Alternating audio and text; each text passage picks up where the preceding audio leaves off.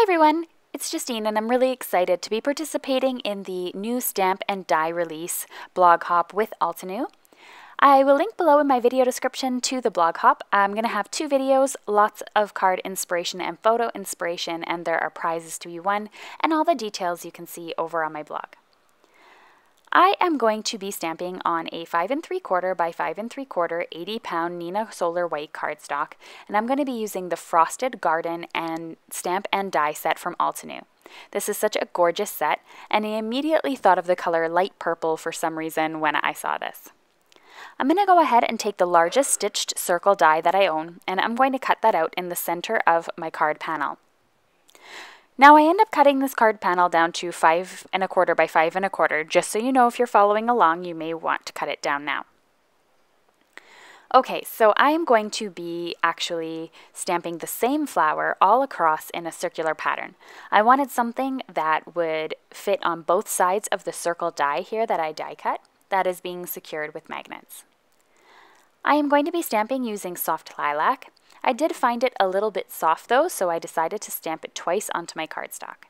And I'm going to go all the way along that circle here to create a nice floral border around the circle. It's just the perfect size out of the stamp set to get an even impression on both the inside and the outside of the circle and frame. So now that you've seen how I've attached it to my MISTI and how I go about stamping it, I'm just going to speed you up as I simply stamp all along the border.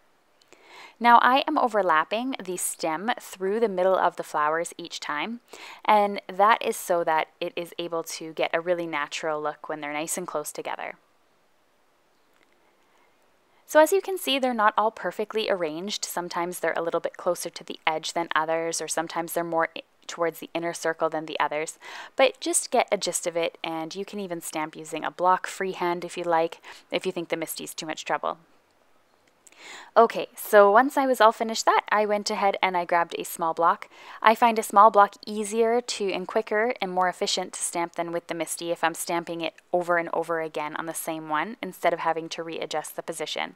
And I'm just randomly stamping throughout the sort of wreath or border that I created here. And I'm using a light gray ink here from Altenew.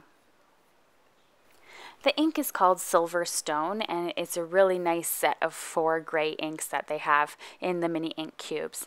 And I'm just stamping along the wreath.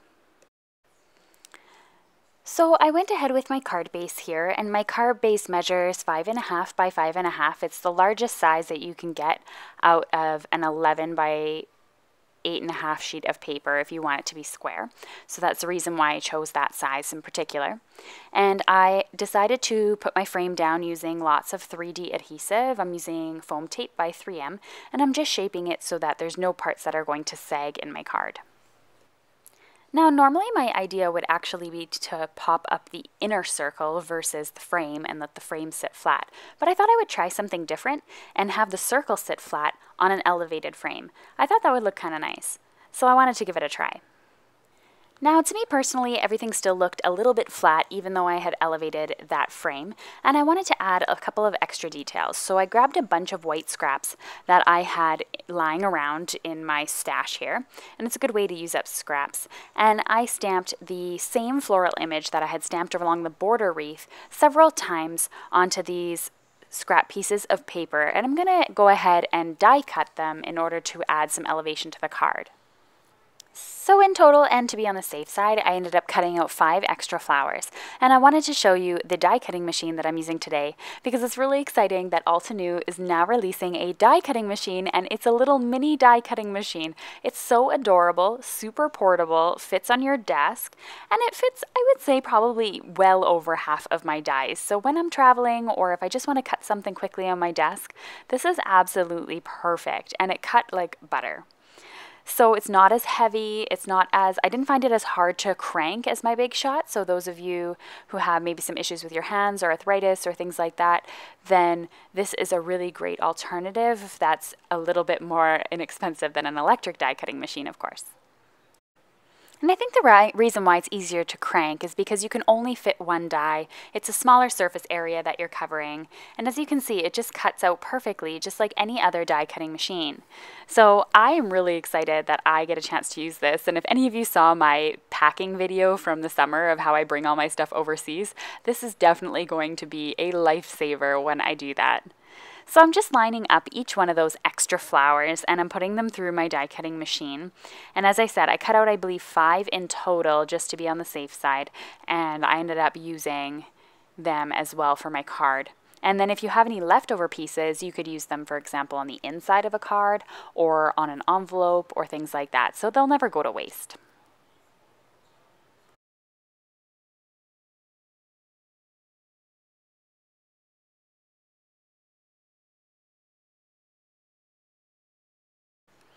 So now that that's all finished, I'm going to go ahead and I've added some 3D foam tape on the back of these flowers. And I'm going to try to add them into the middle of the floral that I stamped before. So I don't want to cover them completely because there would have been no point in stamping them on the bottom. So every time those two flowers sort of meet up, the stem and the previous flower, I'm going to try and stick one of these 3D flowers there on the inside. And that's just adding just a little extra something, but it is covering up some of that gray, I noticed. So if you really love that gray and you want a lot of it to pop out, you might have to cut out some little leaves and things like that if you were interested. But overall, I think it's really pretty.